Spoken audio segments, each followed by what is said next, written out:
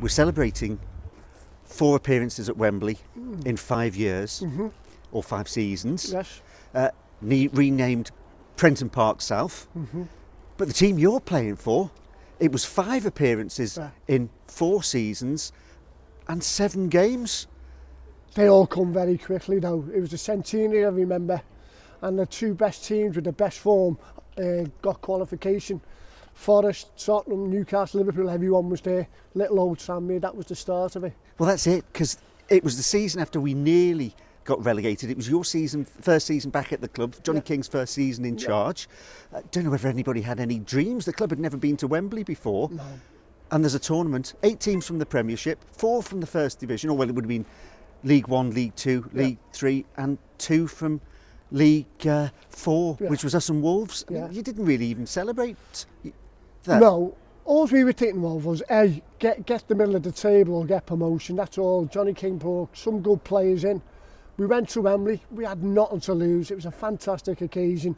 And when you get there and look at what's around you, you're in order the place. That was it, the 3 teams from Merseyside, Liverpool, Everton and Tranmere all qualified. First game up in the morning, I think it was 10 o'clock start, 20 minutes each way, Wimbledon. Yeah. The crazy gang, the team that went on to beat Liverpool in the FA Cup. We'll do it in the cup final that year, that's right. Davy Martindale got the winner. We were playing on like a bowling green. You know, Tranmere's pitch wasn't renowned for being the best, but we had some good ball players. And it showed on that day, playing whoever we were playing, that we could mix it with the best. And a strange atmosphere, because they were in the days when it was still standing at Wembley, and you looked round and there was almost one slice of cake full of supporters. Yeah. Well, the stadium seems half empty or half full, as you put it, but when you're actually using the dressing rooms, historically being used, World Cup winners, internationals, you name it, you're in a sort of position where not just Wembley, it's what it represents. You come up that tunnel, they're not a big roar because obviously you said it was half empty. It's absolutely magnificent. It makes your spine shiver, honestly. And you say, did you actually use the dressing rooms that day? Because I know some of the teams actually got changed in the convention centre because there were 16 teams there. There was a period when we got changed in the sort of way to use groups and bands. We had to go and get in the Wembley Arena, but we used the changing rooms because we were saying, look, international players who've been in this dressing room, it was unbelievable. So we were in the home dressing room as well, which was great. So you've had that 40 minutes, then you come back later in the evening and you're playing Newcastle, the team that beat Liverpool. Yeah.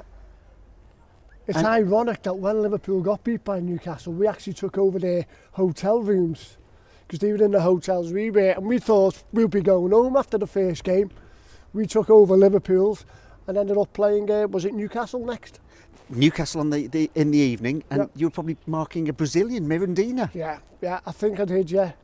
Again, power, pace, he had everything. Good side, Newcastle, you know, knocked the ball about well.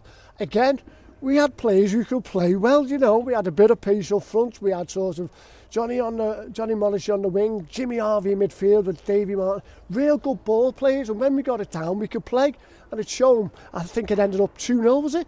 2-0, Muir and Morrissey, and I think Nico, who was signed for Wembley, because it was Alec Chamberlain that got us there. Of course.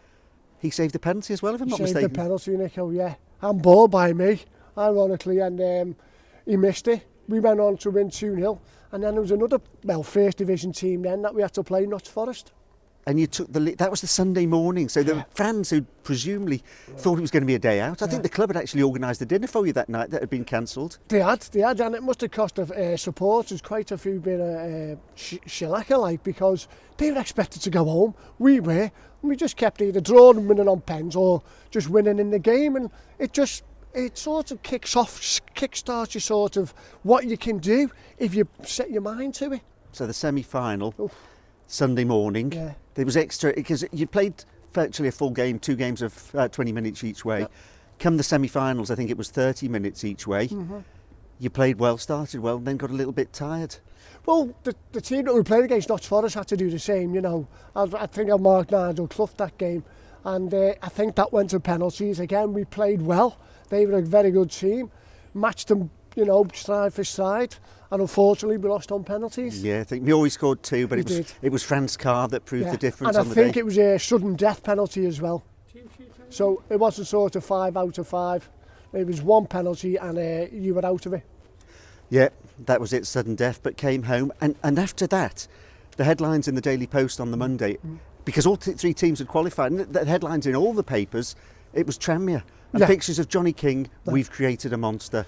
Well, do you know what? It gives you so much confidence knowing what you can achieve playing against a high calibre of player, that when you bring it back to your own league, you think if we can play like that and play as well as we can against other teams in this division, we can go up.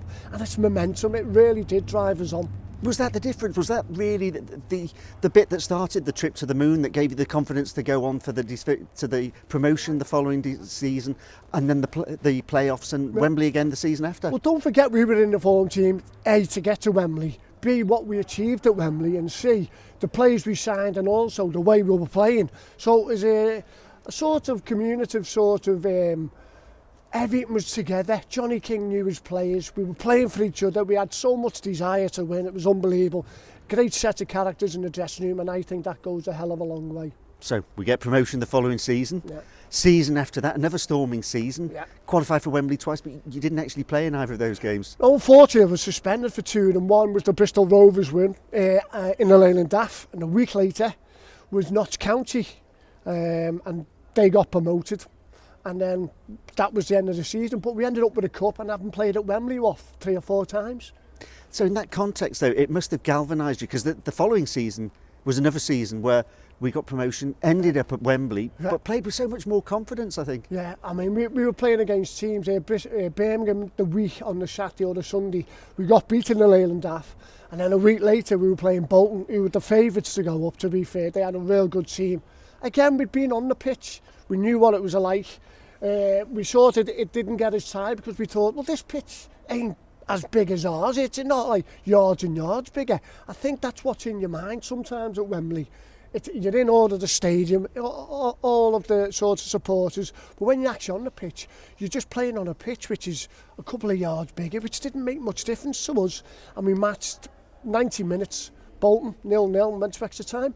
Well, that's strange, because the week before, obviously, you mentioned the Wimbledon game, but the Birmingham game. But even everybody going down there, they weren't bothered because everybody was focused on the week after, I think. It was, but you know what? It's good that, again, it's about momentum. If you can win any game, the next game makes it easy because your confidence is high.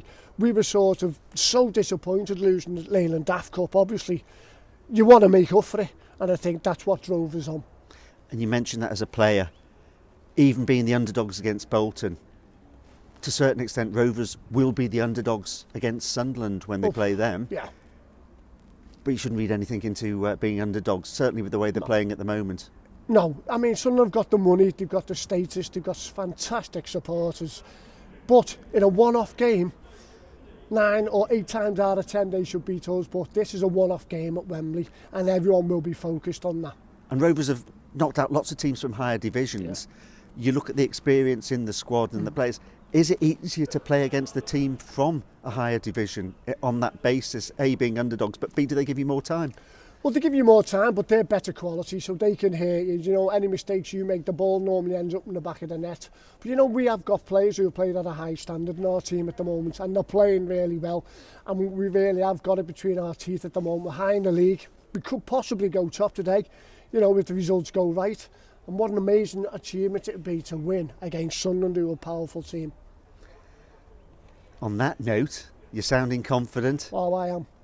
You've got to. I mean, I've watched every home game here. Some of the away results in the last few weeks have been phenomenal. Hasn't it? 3 goals away, you know, winning 3-1s, sort of clean sheets at home. We've got nothing to lose against Sunderland. That's the way I look at it. They're expected to win. They're the favourites. We've got everything to gain, and I think we can go out and give them a real good game, and hopefully we can bring that cup home.